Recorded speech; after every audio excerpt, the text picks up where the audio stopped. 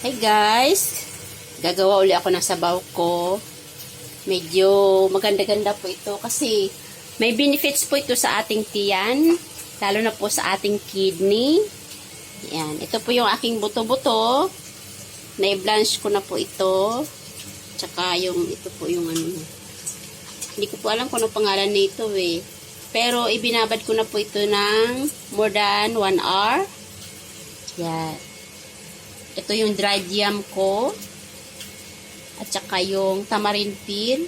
So, ibabad ko rin po ito ng matagal ito kasi para matanggal po yung anik-anik niya kasi mapait po yung kanyang, ito po yung kanyang anik-anik. Kaya kailangan ito lang po ang, sa likuran lang po ang gagamitin natin. Yan. At saka ito po yung aking brown dates. Yan. Kasi, ito pong brown dates po, maraming benepisyo ito sa ating mga girls. Hindi ito pwede sa dalaga, sa mga nakaranas na ng basta nakaranas na, ay itong brown dates po ay masarap ito po kainin. At saka marami po itong benepisyo sa ating katawan. Pwede rin po itong ilaga, gawing tsa, or pwede rin po natin itong kainin na ganito lang po. At saka, ito po yung aking isda. Ito po yung isda ko. I-fry ko muna sa luya. Actually po, hindi po sana ganito yung isda ko. Yung sinasabi po nila yung grouper sana. Kaso, sobra pong mahal.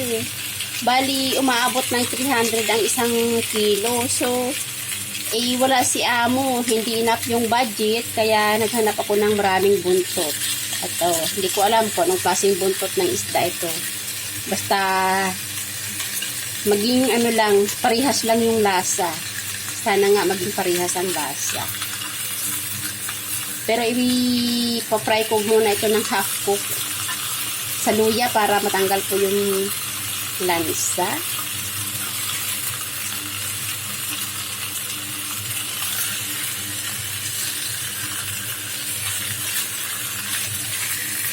Ayan. Half-cook lang po. At ito na po, at kulong-kulo ng ating tubig. Kaya kailangan guys ha, pag nagpakulo kayo ng tubig, kulong-kulo. Para hindi siya gaanong mapaklaan po ating sabaw. Ayan, nalagay ko na po yun yung ano.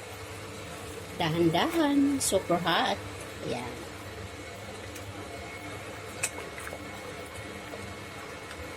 Nilagay ko rin po yung luya para hindi siya gaano, hindi siya malansa. Ayan. Baka magsitalsik po. Ayan, dahan-dahan lang. Baka matalsikan tayo. Ayan.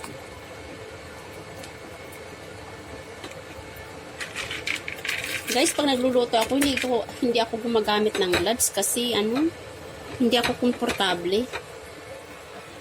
Ayan.